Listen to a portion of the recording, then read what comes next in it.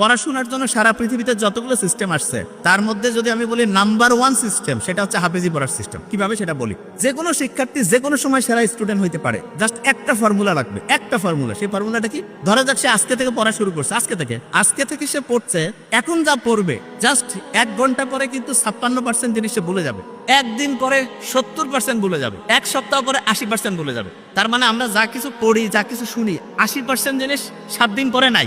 অথচ কোরআন শরীফ যারা পড়ে তারা দেখা যায় যে গোটাল কোরআনের 30টা পারা একদম A to Z মুখস্থ না। তারা কিভাবে খেয়াল রাখে? কেউ যদি হাফেজি পড়াটা দেখে, দেখবে যে হাফেজিতে যারা পড়ে ভোরের টাইমে তারা একটু পড়ে এবং সকালে আবার একটু পড়ে, পড়ার পরে দুপুরের পর থেকে তারা রিভিশন দেয়, মাগরিবের পরে তারা রিভিশন দেয়, এশার পরেও রিভিশন।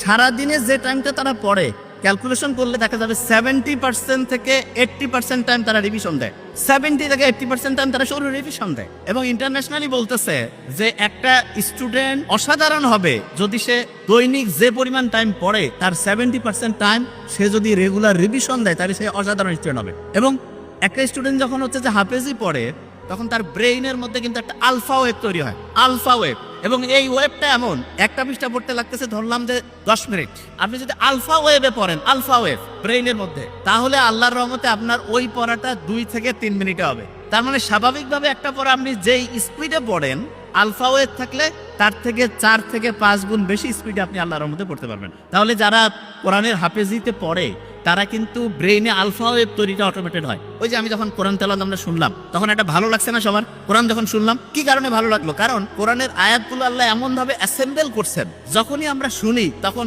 ব্রেইনটা কুল ডাউন হয়। এবং ব্রেইনটা কুল ডাউন হয়ে গেলে ব্রেইনের মধ্যে প্রতি মুহূর্তে যে হচ্ছে বিভিন্ন ঢেউ আছে, ঢেউটা এমন লেভেলে আসে যেটার নাম হচ্ছে আলফা ঢেউ। এবং এই ঢেউটা ব্রেইনের জন্য খুব উপকারী।